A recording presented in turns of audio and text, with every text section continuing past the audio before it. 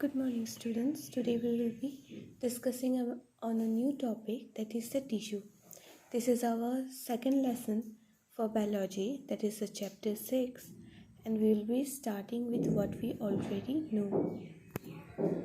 So from our previous chapter, we have already learned that the multicellular organisms, they have different cells to perform different functions. We know that in the body of the multicellular organism, we have different stages, different levels at which different type of functions are being carried out. We have already seen in the previous chapter what is going on inside the cell. We have seen how there is a division of labor inside the cell itself. So, we have also learned that the cells, they have different type of shape and structure and size which depends upon their function. So all these cells that are having a similar structure and they perform a similar type of function, the specialized functions, they will come together and they will form a group of cells. Here I have mentioned as the cluster together. This means they will form a group together, and this group is called as the tissue. So whenever the question comes, what is a tissue? Your answer should always have the words like the cells that have similar structure, that perform similar specialized function. They are grouped together or they are clustered together, and these cluster of similar type of cells that perform the same type of function are called as the tissues. So this is about what is tissue. Now we have seen there were different type of cell, so definitely we will have different type of tissues as well. Now the question is that do plants and animals have the same type of tissue or not? First, let us look into what are the basic differences between the plants and the animals. So the plants, like you can see, they do not move. They are stationary.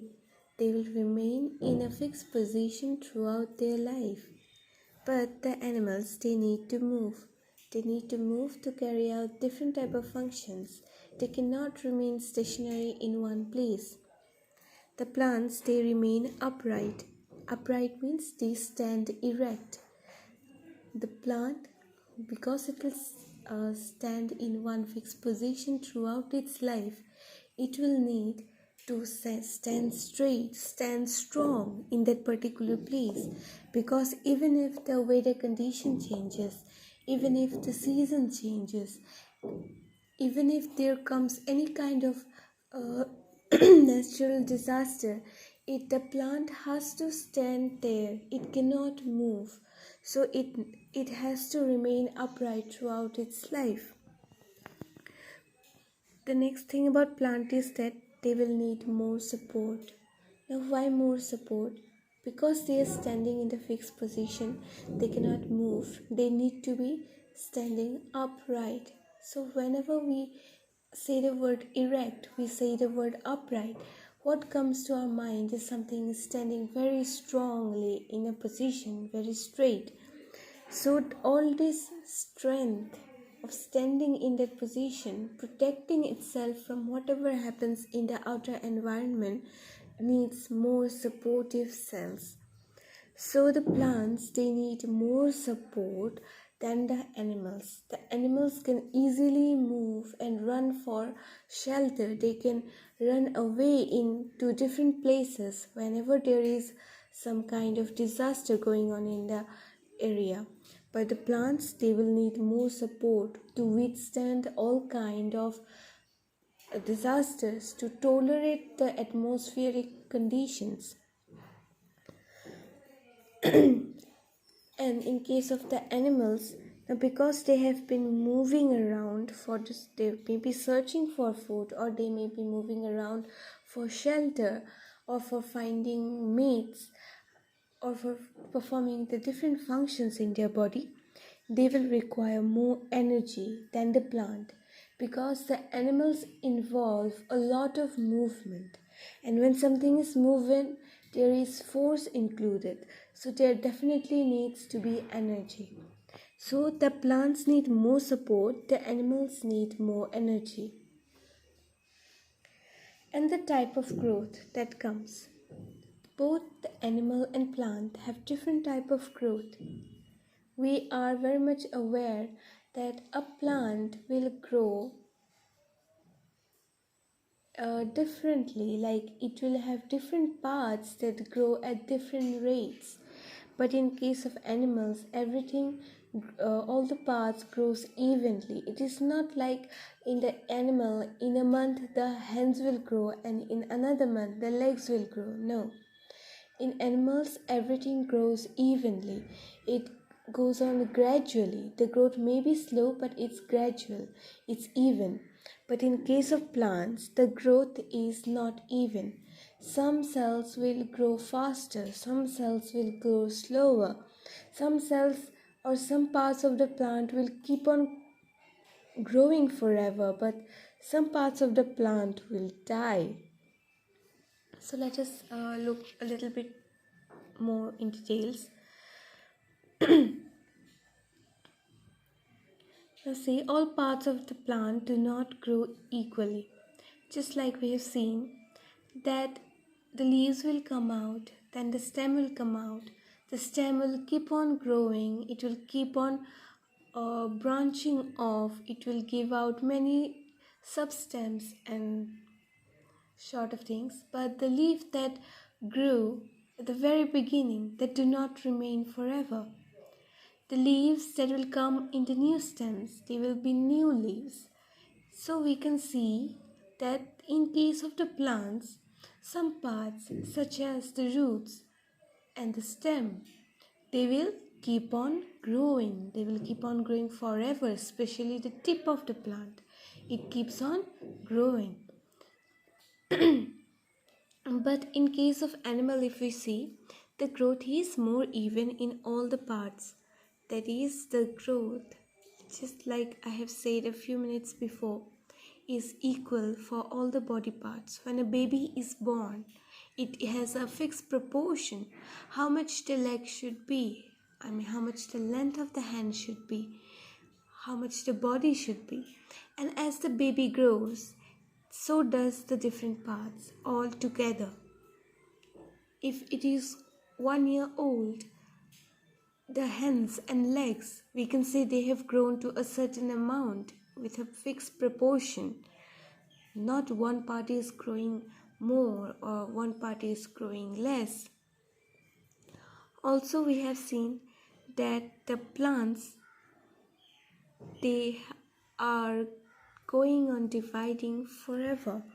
Like plants, some plants have got a quite long lifespan.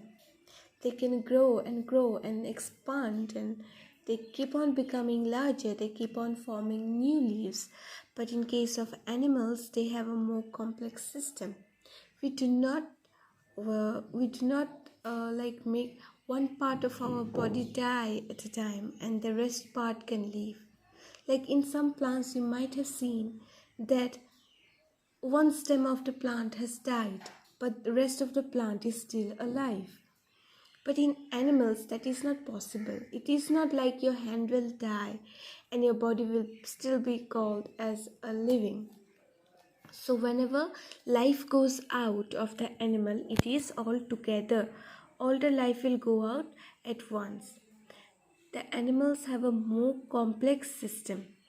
Complex as because it needs to move, it needs to find its own food, it needs to process that food, and also it will need to remove all sort of waste materials from the body. So the animals, for reproduction, it has a different process than the plants. For consuming the food, it has a different process. The plants can make their own food, so the tissues that will make food will be different from the tissues that are responsible for breaking down of that food. So accordingly, the plants and the animals, they have different type of tissues. In plants we will see that there are mainly two types of tissue, some that can divide forever and some that have lost the capacity of division. In animals, the tissues will not be based on how much they can divide or how much is the lifespan. It will depend on what is the function of that particular part, what function the tissue has to perform. So depending on such things, we will have different type of tissues for plants as well as for animals. And this we will discuss in our next class about the different types of tissues that are found in the living organism. So this was for today. Today we have discussed what is tissue, and when we write the definition of tissue, what are the compulsory words that needs to be included. Then we have seen that plants and animals do not have the same type of tissue. We have seen the reasons that plants and animals are quite different from each other. They carry out the functions differently. They have different habits. They are completely, or we can say they are totally different type of or different classes of organism which have different needs. So their tissues are going to be different as well. So basing upon these differences, we have also seen that the tissues, they are responsible for so many things. In case of plants, they will be responsible for different type of functions. In case of animals, they will be responsible for different kind of functions. So along with the differences, we have seen the utility of the tissue, that is why we need the different type of tissues. So the answer would be that the plants need to stand straight, so the tissues will provide support. When the plant will need to grow, it will provide growth. It will provide the ability to the plants to produce the food. It will provide the ability to translocate the different material that is required for food, as well as the food material from one part of the plant to other parts of the plant.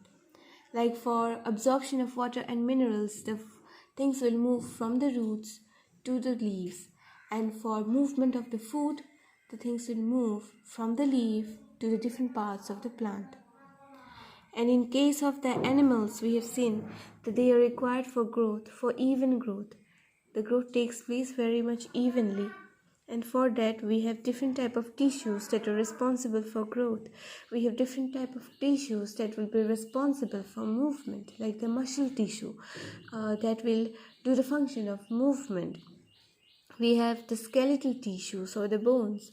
Then we have the different types of like say blood that will help again in moving the different things from one part to another. And also we have nervous system, which helps in transducting the signals, the information, or how you're feeling, what you have touched, is it hot, is it cold. So it is transferring the information from different parts of the body, the sensations, to our brain, and then again from our brain it will bring out the information that the brain needs to give you to your organs. Accordingly, the organism will work.